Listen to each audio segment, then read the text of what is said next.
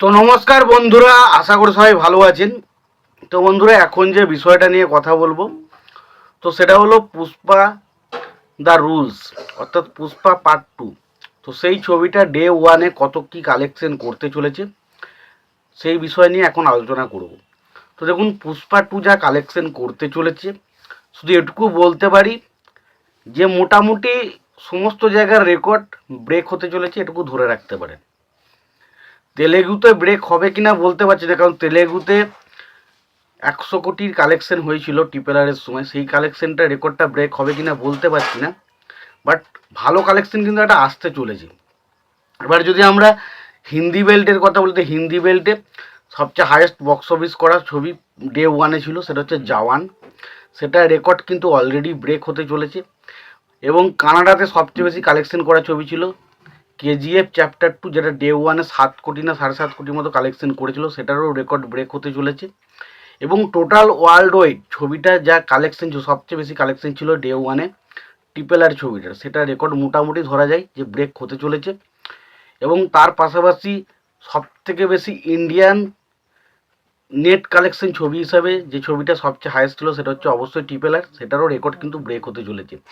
তো একটা জিনিস বুঝিয়ে দিয়েছে আল্লু অর্জুন, তার দাড়ি বোলানো দেখতে কত মানুষ এক্সাইটেড। তো পুষ্পা 2 দেখুন, গল্প হিসাবে কিন্তু বিশাল মারাত্মক কিছু হয়নি, তবে যেটুকু কাজ করে যাবে আল্লু অর্জুনের তার সোয়াগ, অ্যাটিটিউড, স্টাইল পুরো কাঁপিয়ে দিয়ে গেছে সত্যি কথা বলতে। এবং পুষ্পা 2 দেখার জন্য কতটা মানুষ এক্সাইটেড সেটা তার বক্স অফিস নাম্বারে কিন্তু প্রমাণ দিয়ে দিয়েছে।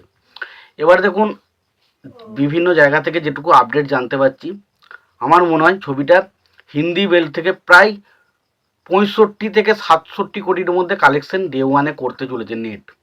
এবং তেলেগু স্টেট থেকে মিনিমাম 40 কোটি প্লাস।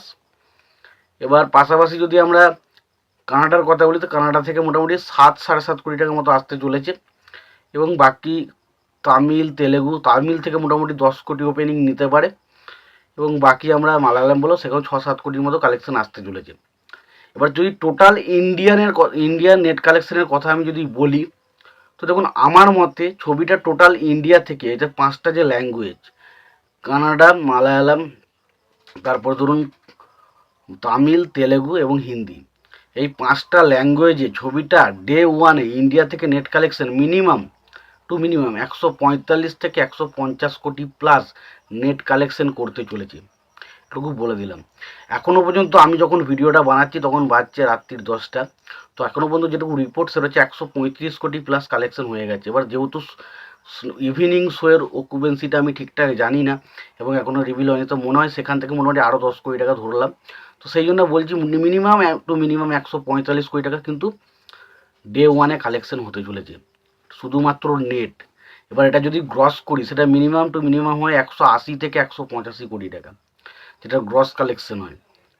তো বুঝতেই পারছেন, আমরা জানি সবচেয়ে গ্রস কালেকশনও হাইয়েস্ট ছিল ট্রিপল আর, বাট সেটার কিন্তু রেকর্ডকে কিন্তু ব্রেক করে দিতে চলেছে শিওর, একদম শিওর শট ব্রেক হতে চলেছে। এবার যদি ওভারসিজ কালেকশন নিয়ে আমরা কথা বলি, তো যেটুকু রিপোর্ট আসছে, সব রিপোর্ট তো পাওয়া সম্ভব নয়, কালকে পুরোপুরি ডেটাটা আসবে, সেখান থেকে বোঝা যাবে ওভারসিজে কত কী কালেকশন। তবে আপাতত যেটুকু রিপোর্ট, ওভারসিজ থেকে কমসে কম 70 কোটি প্লাস তো কালেকশন আসতে চলেছে। এবার যদি 70 কোটি আমি ধরি আর এই 185 কোটি ধরি, তাহলে কত হচ্ছে? 255 কোটি প্লাস। তো হায়েস্ট কালেকশন কত ছিল? ট্রিপল আর এর ছিল 223 কোটি প্লাস, সেটাকে রেকর্ডকে কিন্তু অলরেডি ব্রেক করে দিচ্ছে।